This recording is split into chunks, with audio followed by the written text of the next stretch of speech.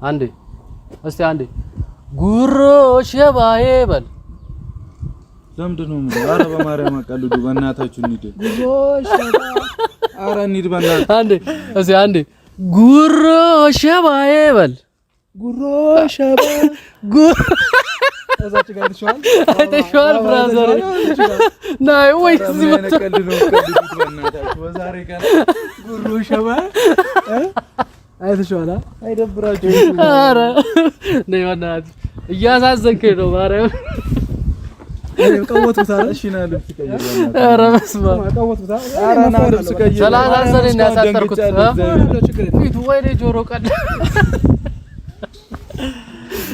አባቴ እኔ ባንቺ ጨክራለሁ እኔ ግራ አጋባችሁ ይሄ ትንሽ ሲያኮርፍ እኮ ታቋ